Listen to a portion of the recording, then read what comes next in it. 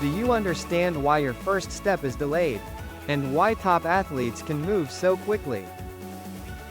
If you don't understand this, no matter how much strength training or footwork drills you do, you won't get significantly faster. I'd like to explain, as clearly and scientifically as possible, why your first step is delayed and how you can make it faster. Fast first step. Understand the unweighting step. What is the unweighting step, used by top athletes? What does it really mean to move your body in sports? You plant your foot in the opposite direction of where you want to go. What does unweighting mean in movement or sports? Common reasons people move slowly. Different types of unweighting steps. The brilliance of Naoya Inoue's footwork. The core strength of Lionel Messi. Summary. Alright, let's get started. Let me start with the conclusion first. There are two main things you need to make your first step as fast as possible. The first is unweighting. Unweighting means relaxing the supporting legs so your body drops naturally. Sometimes I unweight with both feet, and sometimes I do it with just one foot. And the second point is, it's about planting your foot in the exact opposite direction of where you want to go. If you want to go right, plant your foot to the left. If you want to move forward to the left, plant your foot back to the right. If you want to go backward, plant your foot forward. Now, based on these 2 points, let's take a look at how top athletes actually move. First, let's look at Lionel Messi's change of direction while dribbling in soccer. Here, he plants his right foot. He immediately unweights his right foot. Then he lands on his right foot again.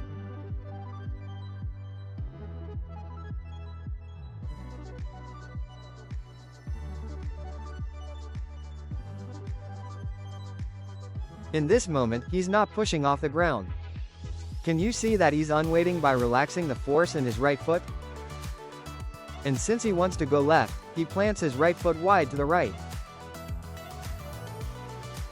This is what it means to unweight and step in the opposite direction of where you want to go. Next is Marcus Smart's defensive movement in basketball. First, he follows in this direction to prevent the opponent from getting past him. But the moment he plants his left foot, he reads that the opponent will pass the ball between his legs and change direction. At that moment, he unweights his left foot. By planting his left foot forward to the left again, he explodes backward to the right. The unweighting and replanting of the left foot happen so fast that it's hard to notice in real time. This is also a movement where he unweights and steps in the opposite direction of where he wants to go. Next is Novak Djokovic in tennis. He reacts to his opponent's shot. He immediately unweights his left foot. By planting his left foot backward, he bursts forward with speed. Most likely, at the moment he plants his right foot, he was planning to move in this direction. But realizing the ball would land closer than he first expected, he quickly replanted his left foot backward to launch himself forward. Once again, this is footwork that starts with unweighting and planting the foot in the opposite direction of where he wants to go. If he hadn't used the unweighting step here, he would have run in a curved path like this and ended up slightly delayed. He probably still would have made it, but just barely. I believe the ability to refine these subtle differences is what separates top-level athletes from the rest. This scene from Fan Zhendong is another great example. It's just a very subtle movement. He replants his left foot and moves forward. In a fast-paced table tennis rally, even such a tiny movement can make a big difference. Next is a block by Jakub Kochanowski from Poland in volleyball. He's watching carefully to see where the attack will come from. The moment he reads the direction of the toss, he unweights. By planting his left foot outward, he quickly steps to the right. This is another example of unweighting and stepping in the opposite direction of where he wants to go. Next is Naoya Inoue in boxing. This is the moment when he scores a knockdown. He unweights. And you can see that he plants his right foot slightly backward. This movement allows him to explode forward and land a body shot even from a long distance. By unweighting and planting his foot in the opposite direction of where he wants to go, he closes the distance in an instant. The example I just gave is only one of many possible cases. The unweighting step is also used in many other sports. It's a movement commonly used for starting and changing direction. Athletes often do it unconsciously, and it's not a particularly rare movement. However, I've rarely seen this movement explained logically and put into words. What you often see are explanations of footwork or steps with various names. I think training these various types of footwork can be beneficial. But because things are overly categorized, it's often unclear how and when to use each one. It also makes it harder to understand the fundamental principles behind stepping. I've been wanting to simplify things and create a theory around the fundamental aspects of footwork. That's why I developed the concept of the unweighting step as a theory of footwork. I gave it this name because having a clear term makes it easier to explain when coaching athletes. That's just a name I came up with for convenience. There are many variations of the unweighting step, but its basic principle is simple. As I've explained multiple times earlier, the moment you decide which way to go, you unweight and step in the opposite direction. That's all there is to it. In situations where you don't know which of the 360 degrees you'll need to move in situations requiring quick changes of direction, I believe the unweighting step is the fastest way to move. I hope you'll understand this way of using your body and develop footwork that allows you to move quickly, such as sprinting in track and field. When the direction is predetermined, the approach to starting is a bit different from the unweighting step. I'll explain the science behind sprint starts and running techniques another time. This time, we focused on situations where you don't know which direction you'll need to start. 360 degrees of possibility. Please keep in mind that this is a skill for quick and explosive starts. Before we dive deeper into the unweighting step, let me briefly explain what it really means to move. To move means to shift your center of gravity. So to move your body quickly, you need to shift your center of gravity quickly. That's why it's crucial to apply force toward the direction you want to move, through your center of gravity. To help you visualize this, I'll use a stick to explain. This end of the stick represents the head, and this end is the feet. Try to picture it that way. Let's say you want to move this stick in this direction. But if you apply force to the feet in that direction, the stick won't move effectively. That's because the center of gravity of the stick is around here. It's because the force isn't being applied toward the center of gravity. Now, let's try it again with the stick tilted like this. This time, it moves smoothly and easily. And if you tilt it even more, you can move it even faster.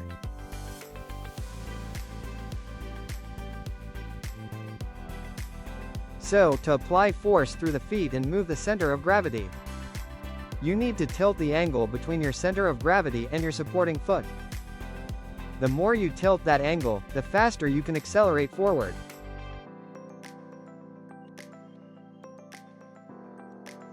However, if you tilt it too much, the stick will fall over unless you can push it with enough speed. In other words, the greater the tilt, the stronger and faster the push needs to be. Conversely, if you can't push with strong and fast force, then you shouldn't tilt too far. And furthermore, if the tilt is small, no matter how fast and powerfully you move your feet, you won't be able to move quickly. If you move your legs too fast relative to the tilt, your body will rise up. Your feet go past your center of gravity, so you can't transfer force effectively from the ground up. This also applies when you run. When we run, we push off the ground with our feet. The reaction force from pushing the ground is similar to what happens in the stick experiment. So even if you have powerful strength and can move your legs quickly, Without this body tilt, you can't make a fast start. Now, based on that, the unweighting step, I'll explain placing your foot in the exact opposite direction of where you want to go. This line connects your center of gravity and the position of your foot. If you place your foot to the right of your center of gravity, your body will fall left. Likewise, if you place your foot to the left, you will fall to the right. If you place your foot forward, you will fall backward. Your body is always trying to fall straight down due to gravity. By supporting it from one direction with your foot, you change the direction your center of gravity moves. So naturally, your body falls in the opposite direction of the foot. For example, in this stance with both feet supporting you, you have zero energy to push the punching bag. But when you lift your foot like this, even without trying to push the bag, energy is generated to push the punching bag. Since it uses gravity, this energy doesn't require extra muscle effort. And this force that pushes the punching bag depends on the relationship between your center of gravity and the supporting foot. Compared to a small tilt, a larger tilt lets you push the punching bag with more force.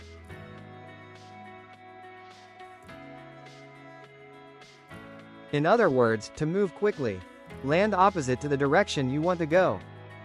Quickly tilt the line between your center of gravity and supporting foot. And what makes that movement possible is the unweighting step. Unweighting means relaxing the supporting leg and removing your weight from the ground. It's not a jump, so you don't go up, you simply drop down.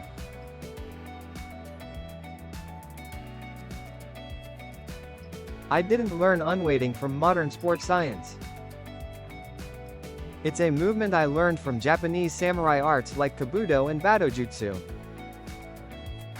It's the kind of movement used in an era where even a moment's delay could cost your life. That efficient way of using the body is highly logical and well-founded. It's a fascinating movement that rivals even the latest sports science. And one of those traditional Kabuto movements is unweighting. I believe unweighting is the easiest concept to apply to modern sports. There are 4 main advantages of unweighting. You can move your feet freely. You can move your entire body quickly. You can take advantage of gravity. You can use the natural properties of muscles and tendons. First, when you unweight, your feet briefly leave the ground and you feel as if you're floating. You're not actually floating, you're falling. In that moment, you can move your foot in the exact opposite direction you want to go. As a result, the moment you land, you create a tilt between your center of gravity and your foot, allowing you to burst into motion. And secondly, while unweighting and falling, your body becomes lighter, allowing you to move more quickly. While falling, it's like being in a zero-gravity state. For example, imagine you're in an elevator holding a heavy object. If an elevator were to fall, you wouldn't feel the weight of your body or your luggage. You could easily toss the object upward with little effort. Because of this effect, when you unweight, your arms and legs feel lighter for a moment. You can move them faster and in any direction than when you're standing still. You can feel this effect clearly by actually holding something heavy and trying it yourself. This is a 10-kilogram medicine ball. It's quite heavy, so with your arms extended while standing like this, even if I try to lift it upward as fast as I can, this is about the best speed I can manage.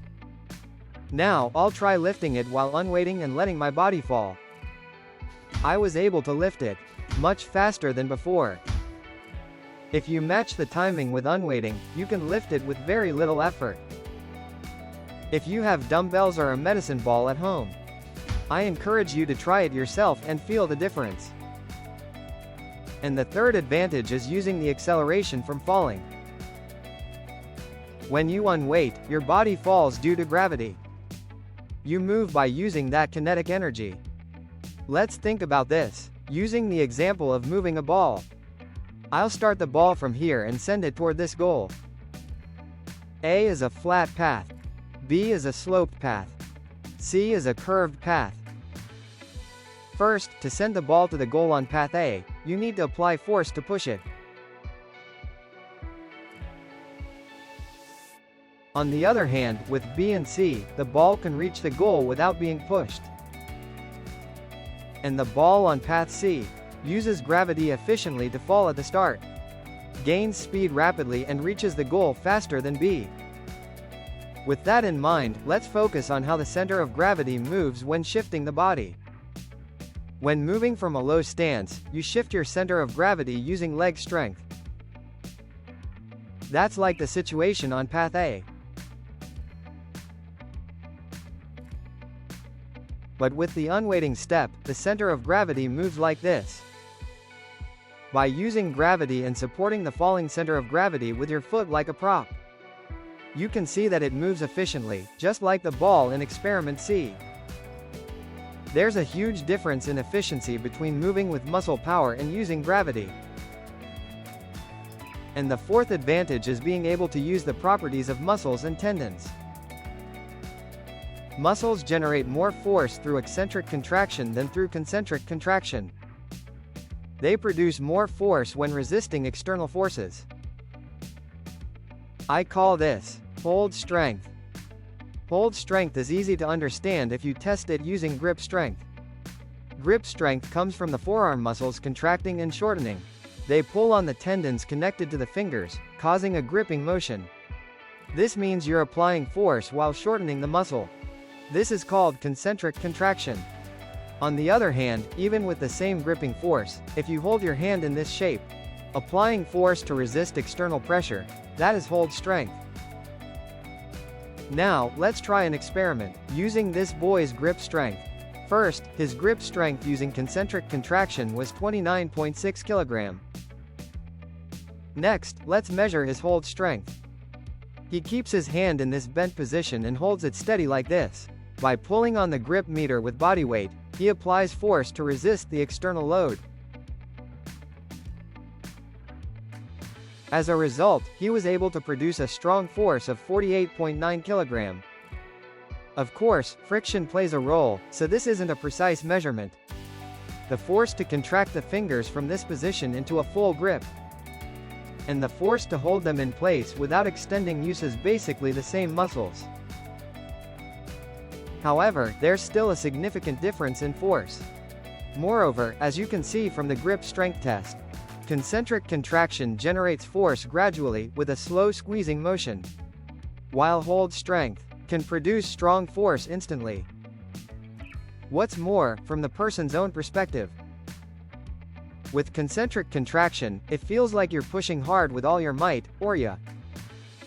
But with hold strength, you can generate great force instantly with less effort. With concentric contraction, it's hard to exert full power, and the force is weaker and slower. Hold strength lets you apply strong force quickly and with less effort. And of course, the same applies to the legs. If you push off with your right foot from a low stance like this, the thighs and glutes perform concentric contraction, shortening as they generate force. This is the same way you apply force when measuring grip strength normally. On the other hand, with unweighting, you use your hold strength to resist the impact as your body lands. This allows you to instantly produce 1.2 to 1.4 times more force than usual. And at the moment of landing, the impact from catching your body and the strong muscle contraction. Tendons like the Achilles tendon, patellar tendon, and those connected to the glutes are stretched. This triggers a combination of elastic recoil from the tendons and muscle contraction from the stretch reflex. It allows you to generate powerful force in an instant. If you'd like to learn more about tendon elasticity and the stretch reflex, check out this jump analysis video. The link is available in the description below. In short, unweighting makes your body lighter, so you can move your feet quickly. And by using gravity and the properties of muscles and tendons, you can instantly generate powerful propulsion. Now let's compare a normal movement with the unweighting step by pushing the punching bag again. I'll try to keep the center of gravity and foot position the same when pushing off the ground. Here, from a low stance with bent knees, I push off the ground with my right foot at full strength without unweighting, and push the punching bag with full force. And here, the unweighting step is used. Even if the foot position is the same, you can see that unweighting creates faster and greater energy. I'm now 45 years old, and my explosive power has declined quite a bit. But even without a running start, I can still produce this much force. You can move your feet freely. You can move your whole body quickly. You can make use of gravity. You can utilize the properties of muscles and tendons. These are the key benefits and basic mechanisms of the unweighting step. Now, with the basics of the unweighting step in mind, let's explore what's happening in people who are slow to move. People who are slow on their first step or struggle to take that first step are often trying to step toward the direction they want to go. Before explaining that, let's consider how the position of the planted foot affects which directions are easier or harder to move toward. For example, when your feet are spread sideways, side-to-side movement is the easiest. That's because the line between your center of gravity and the supporting foot is already tilted. For example, let's say you want to move to the right from this stance. Since the line between your center of gravity and left foot is already tilted, just lifting your right foot makes your body fall rightward, making it easy to shift your center of gravity to the right. Now, what if your feet were positioned like this instead? If you look at the tilt between your center of gravity and the supporting foot, this is the easier direction to move. You can see that this direction is harder to move toward. In other words, as you might expect, the line between your feet points in the direction that's easier to move. And the direction perpendicular to that line is harder to move in. This applies no matter how your feet are positioned. With this in mind, let's reconsider the traits of people who are slow on their first step. People who are slow on their first step are trying to step in the direction they want to go. For example, imagine your feet are spread sideways and you suddenly need to dash forward. People who are slow try to step forward in that moment. But to step forward, the body moves as slowly as a vertical stick tipping over. You have to shift your center of gravity forward very gradually. Moreover, to step forward with your right foot, you first have to shift your center of gravity to the left. Because if you lift your right foot as is, your body will fall to the right. So first, you slowly lean forward while shifting your center of gravity to the left. And only then can you step forward with your right foot. And as shown in the stick experiment, unless your center of gravity shifts forward enough, you can't push off the ground strongly and move forward. That's why it takes so long to get that first step out, and it feels like, I just can't start moving. No wonder you end up reacting slowly. If you just train leg strength thinking that a slow first step is the problem, nothing will really change. As shown in the stick experiment, without a tilt between your center of gravity and supporting foot, even the strongest muscles won't help. On the other hand, with the unweighting step, it doesn't matter where your feet are positioned. That's because during the unweighting and falling phase, you can quickly move your foot. Because you can instantly tilt the line between your center of gravity and supporting foot. Then, by using gravity and the properties of muscles and tendons, you can push off the ground powerfully and start.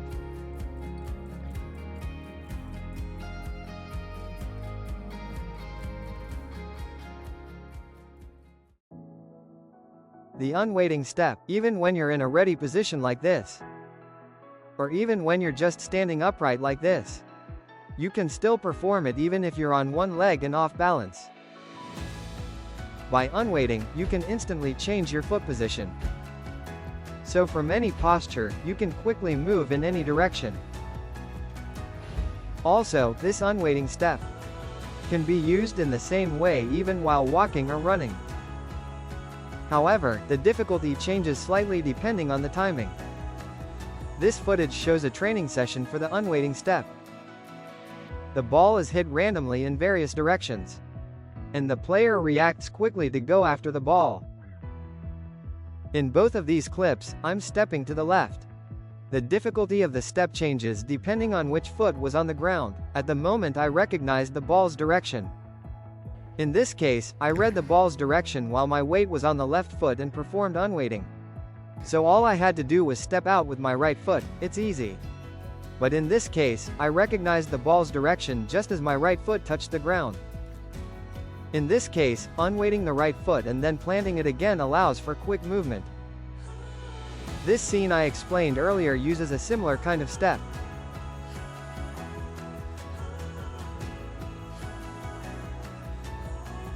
Now that you understand the basic movement, let's take a closer look at the movements of top-level athletes. First, let's look at this scene. The unweighting step is also effective in martial arts, when you want to move without letting your opponent read your motion. By the way, I've never done boxing, so my punching form is pretty bad. Thank you for your understanding in advance. For example, if I try to punch by pushing off with my right foot from a low stance like this. The moment I start pushing off with my right foot, my whole body also begins to move forward. That initial movement would likely signal to your opponent that you're about to advance. But with the unweighting step, you simply drop downward at the moment of unweighting. At this point alone, it's still unclear whether you'll move forward or not. You might just drop downward without choosing to advance. This scene is exactly that. And as shown in the ball experiment and the punching bag comparison, the unweighting step lets you accelerate faster and with more power than simply pushing off the ground by extending your leg.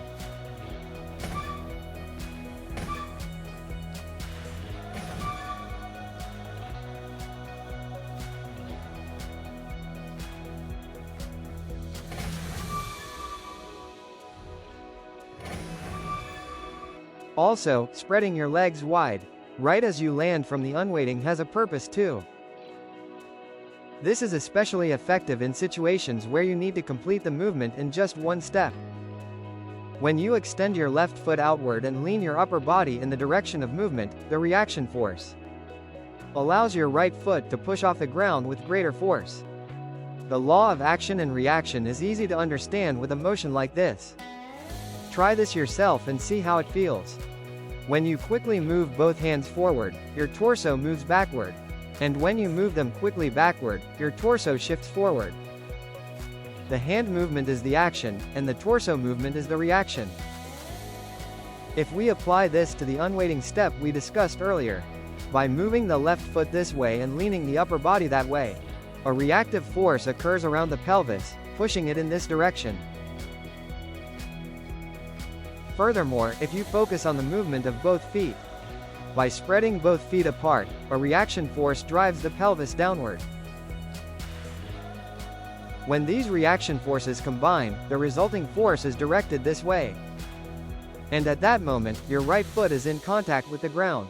So the energy from that reaction directly adds to your push-off force against the ground. As a result, you generate more power than just unweighting and pushing off with the right foot. You're able to push off the ground faster and with greater force. However, what you must not get wrong is the timing of tilting your left leg and upper body. If you do this movement before landing after the unweighting, you'll end up using that reaction force in the air before your foot even lands. And in that case, you won't be able to transfer that reaction energy into the ground.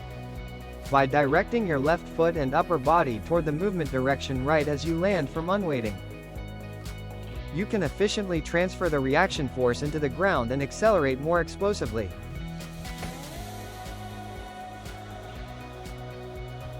Naoya Inoue truly uses a wide variety of footwork and punches.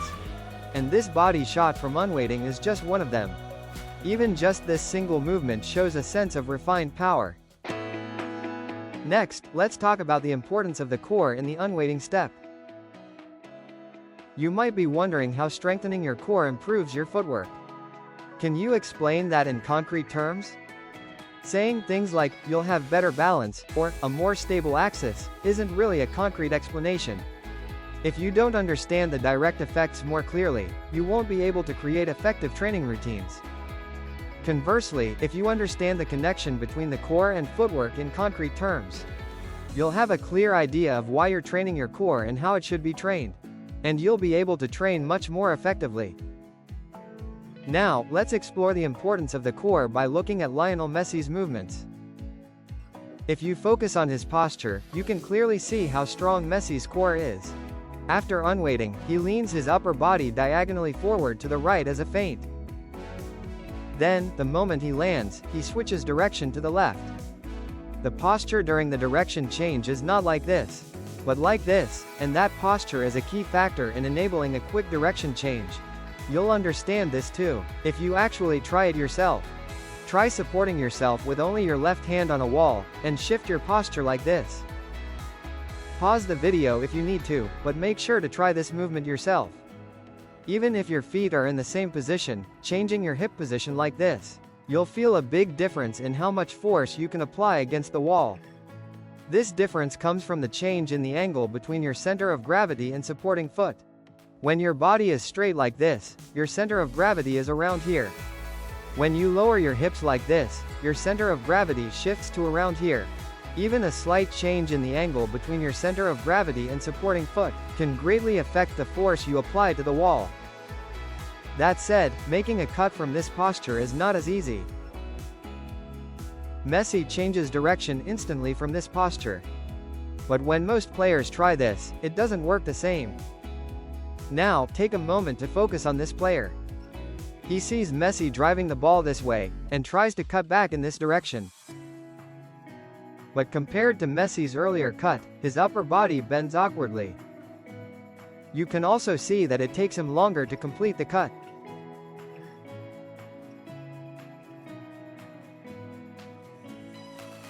Even if you try to break with your foot, when your upper body is still moving forward, your upper body will keep moving in this direction, due to inertia.